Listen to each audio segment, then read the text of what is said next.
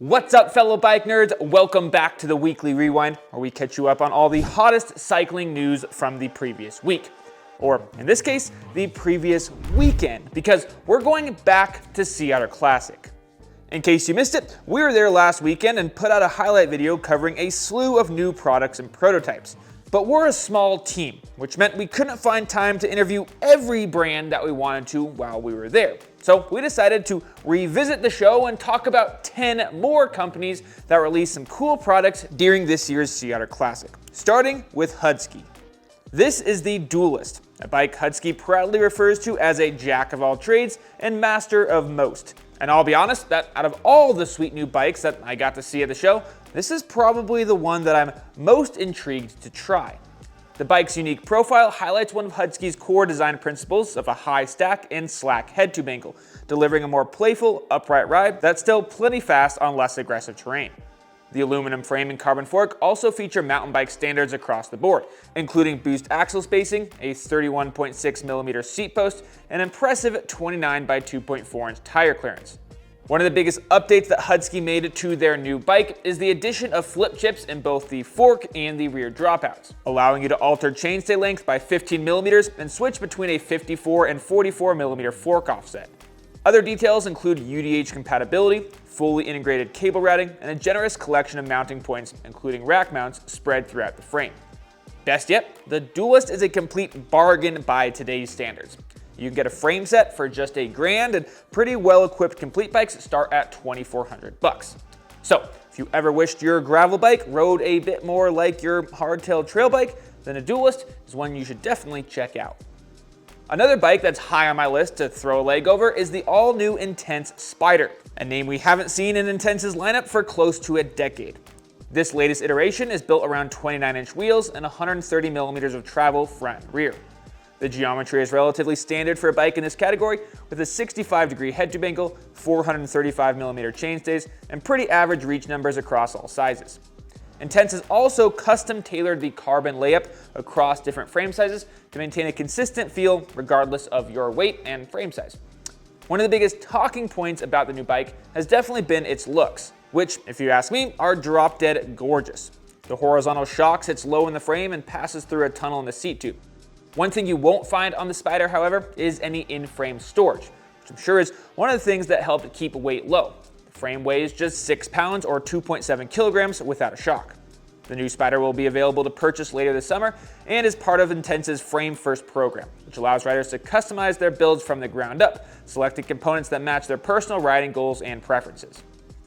One of the busier booths at this year's show was Polygon, who were launching a couple new bikes and had a few more prototypes on display as well. For starters, they've updated their Colossus N Enduro bike, which is now UDH compatible and has a flip chip, allowing you to run either a 27.5 or 29-inch rear wheel. They also launched their first lightweight EMTB, the Colossus TLE, which features a carbon frame, fully redesigned 6-bar suspension layout, and a Bosch Performance Line SX motor. There's also a nifty cutout in the top tube that allows the shock to sit high in the frame, leaving room for a full-size water bottle in the front triangle. Speaking of suspension, the TLE has 140mm of it in the rear, paired with a 160mm fork, and rolls on two 29-inch wheels. But, like I mentioned earlier, there were also some unreleased prototypes at the booth as well. But the Polygon folks were staying pretty tight-lipped, so I don't have a ton of details about either of them. Up first is what appears to be an analog version of the aforementioned e-bike, with that same new 6-bar suspension design. And the other is what looks like a pretty significant upgrade to their current road race bike, the Helios. We'll keep an eye out for more news on both of these new bikes, and when we do, you can hear about it right here on the Weekly Rewind. So, might as well subscribe. One of my favorite people to talk to at any trade show I happen to be at is Dave from Sage Titanium. And this year, he showed up at Sea Otter with an all-new bike, the Droptomator. As the name would imply, the Droptomator is a mashup of the Storm King drop bar gravel bike and the Optimator cross-country hardtail. The bike is designed around a 100mm fork, 20mm less than the Optimator, and has a 69-degree head tube angle, neatly splitting the difference between the Optimator's slacker 67.5 degrees and the Storm King's steeper 70.5 degrees.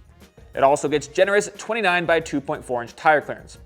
Other details include some beautiful 3D printed titanium dropouts that, yes, are UDH compatible. Sage is offering the Droptomator as a made-to-order frame set, including fork and headset, with full custom builds available as well. Another gravel bike released at this year's Sea Otter Classic was the new Norco Search, a bike that, as the name suggests, is aimed squarely at the adventure and bikepacking crowd.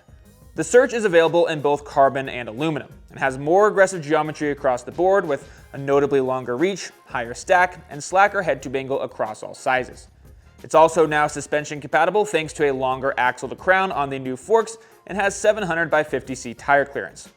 Another notable upgrade are the additional storage and mounting options, which include a down tube storage compartment on the carbon models, rack compatibility on the alloy bikes, and a slew of other mounting points scattered everywhere else. The best part though is the price of this beautifully crafted aluminum flat bar version, which at just $999 might be one of the most versatile new bikes you can get for under $1,000. Up next is a bike that technically came out just a couple days before Sea Otter, but for a lot of folks, myself included, Sea Otter was the first time we got to see it in person. And that is the all-new Specialized Turbo Levo 4. The biggest news here is the introduction of the 3.1 motor, which is now available in 2 distinct tunes depending on which model you get. The standard 3.1 motor, found on the Comp, Expert, and Pro builds, puts out a whopping 101 Nm of torque and 666 watts of peak power. The S-Works tune bumps that up to 111 Nm of torque and 720 watts of peak power. Interestingly, despite the S-Works and the standard motor both using the same hardware, Specialized says it's impossible to upgrade the standard motor tune to the S-Works one, but we'd imagine that someone's going to figure out a hack for that relatively early on. Another interesting point that a lot of people are talking about is that the new Turbo Levo has the option to be run as a Class 3 e-bike with a top assisted speed of 28 miles per hour. This is a big deal because most mountain bike trails do not allow Class 3 bikes, so introducing a mountain bike that can be run as a Class 3 might lead to some difficulties down the road. Lastly, before moving on to the rest of the bike, the Turbo Levo 4 is being offered with either a 600 or 840 watt-hour battery option, and a 280 watt-hour range extender can be purchased separately. Elsewhere, the bike is pretty similar to the Stumpjumper 15 that we saw come out earlier this year.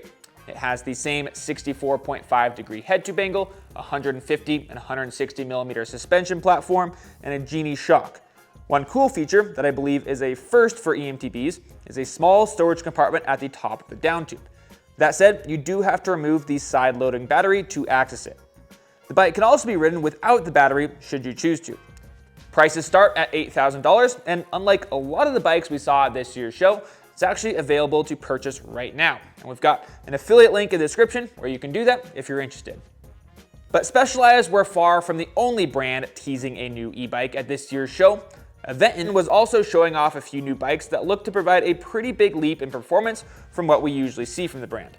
The headline here is that the new Adventure M is finally running a mid-drive motor, Aventon's proprietary A100, which has a claimed 100 Nm of torque. It also features a Shimano Q's Di2 drivetrain that Aventon says will have the ability to shift automatically based on your speed and cadence. What really grabbed our attention though was a full suspension EMTB, which would be a first for Aventon. The prototype bike has a carbon front triangle, aluminum rear end, and what looks to be a horse-link suspension design. No specific travel or geometry numbers were provided, but given the Lyric fork, seems to be a safe bet to assume it will be in the trail bike category. There's no official name, price, or release date yet, but from what we've seen, Aventon is clearly aiming to step up their game.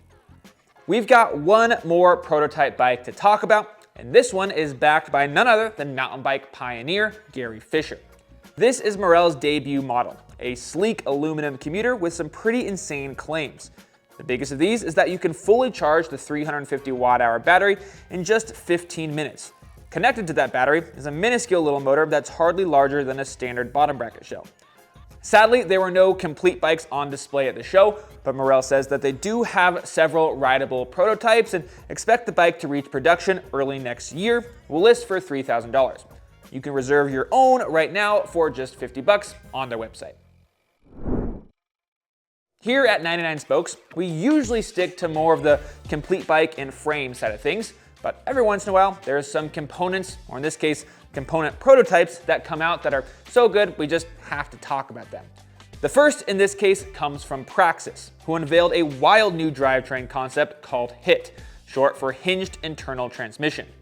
Unlike traditional gearboxes that rely on meshed gears or planetary systems, the HIT uses a series of hinged plates that expand and contract to form different sized cogs. This allows the chain to climb or descend through various gears, almost like how a derailleur actuated chain moves through a cassette, and it does so smoothly even under high load. Friction has also been reduced, and Praxis says that it's approaching efficiency levels of a standard derailleur actuated drivetrain. Another cool feature that this design allows for is multiple shifts with one press of the electronic actuator, as well as the ability to shift automatically. As for gearing, there are 4 unique gears per cog cluster, and Praxis says that they could produce gearboxes with up to 4 clusters for a 16-speed drivetrain. I'll be honest that even after seeing this in person, I still have trouble wrapping my head around how it works. But it seems like a pretty cool take on gearboxes. Last but not least, one of the biggest talking points of the entire show were a couple new inverted forks from Cane Creek and Fox that we saw floating around. Despite having the fork more or less on display in the back corner of their booth, Cane Creek has remained completely tight-lipped about their new upside-down fork. It features some super trick machined aluminum dropouts and crown with unmarked adjustments on top and an air valve at the bottom. Going off stanchion size and the beefy 15mm hex axle, we'd guess it's in the long travel category. Fox, on the other hand, didn't even have this fork at their booth at all, and instead chose to spec it on some of their athletes' bikes who are racing at the event. That said, their fork does look to be a bit closer to production than Cane Creek's. It appears to have a standard Grip X2 damper and 2 air valves, one at the top and one at the bottom of the left fork leg. There's no word yet on stanchion size or travel numbers, but seeing as it was spec'd on the front of Nico and Asa's Frameworks downhill bikes, we'd guess it's a big one. As always, we'll fill you in on more details on both of these cool new forks as they get closer to production. And that's a great reminder for you to go ahead and subscribe to the 99 Spokes channel. We'll see you next week for another episode of the Weekly Rewind, and until then, remember that bikes are for everyone. Have fun out there.